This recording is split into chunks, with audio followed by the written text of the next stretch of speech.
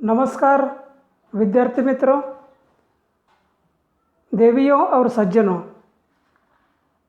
मैं हूं डॉक्टर शिवाजी उत्तम चौरे, अध्यक्ष हिंदी विभाग, प्राध्यापक संभाजीराव कदम महाविद्यालय देवर। महाविद्यालय की ओर से आयोजित हिंदी ब्रिज कोर्स में आपका हार्दिक स्वागत है। इस व्याख्यान में हिंदी ब्रिज कोर्स के संबंध में हिंदी साहित्य और हिंदी भाषा के संबंध में कुछ महत्वपूर्ण तथ्यों का विवेचन करेंगे। जैसे भारत की राजभाषा और राष्ट्रभाषा हिंदी है। 14 सितंबर 1949 में इस भाषा को राजभाषा और राष्ट्रभाषा का दर्जा प्राप्त हुआ। भारतीय संविधान की 343 धारा के अंतर्गत राजभाषा और राष्ट्रभाषा के संबंध में प्रावधान विद्यमान है। हिंदी का व्याकरण कामता प्रसाद गुरु ने लिखा है। हिंदी भाषा की लिपि देवनागरी लिपि है। हिंदी साहित्य का आरंभ 10वीं शताब्दी में हुआ, लेकिन सिर्फ गद्य पद्य साहित्य का आरंभ जो है वो 10वीं शताब्दी में हुआ। गद्य साहित्य का आरंभ 16वीं शताब्दी में हुआ। और भाषा योगवशिष्ठ राम प्रसाद निरंजनी द्वारा लिखित यह ग्रंथ हिंदी का प्रथम गद्य ग्रंथ माना जाता है।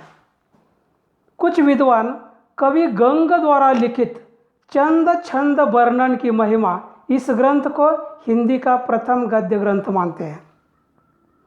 हिंदी साहित्य का आरंभ 10वीं शताब्दी में हुआ, लेकिन सिर्फ पद्य साहित्य का आरंभ 10वीं शताब्दी में हुआ। गद्य का आविर्भाव नहीं हुआ था।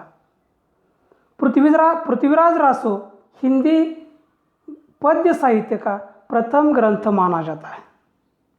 इसके अतिरिक्त हिंदी की बोली अनेक बोलियां हैं, लेकिन खड़ी बोली को ही राजभाषा और राष्ट्रभाषा के रूप में स्थान मिला है। हिंदी के कई महत्वपूर्ण कवि और लेखक हुए हैं, जैसे आदिकाल में चंद बरदाई, अमीर खुसरो, विद्यापति, उसके बाद तुलसीदास, सूरदास,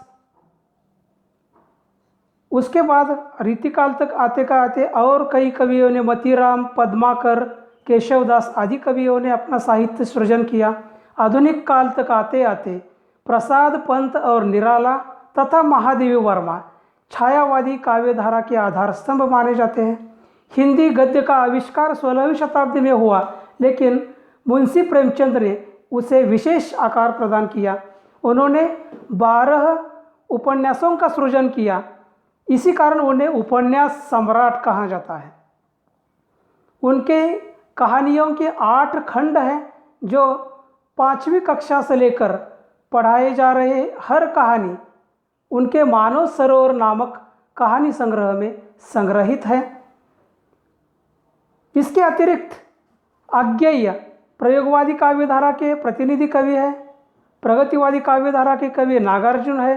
साठोत्तरी काल में जगदीश गुप्त ने अपना विशेष योगदान दिया है, और वर्तमान काल में कई कवि और लेखक हिंदी साहित्य को समृद्ध कर रहे हैं। हिंदी ब्रिज कोर्स के पाठ्यक्रम में मैं यही विराम लेता हूँ। जय हिंद, जय भारत।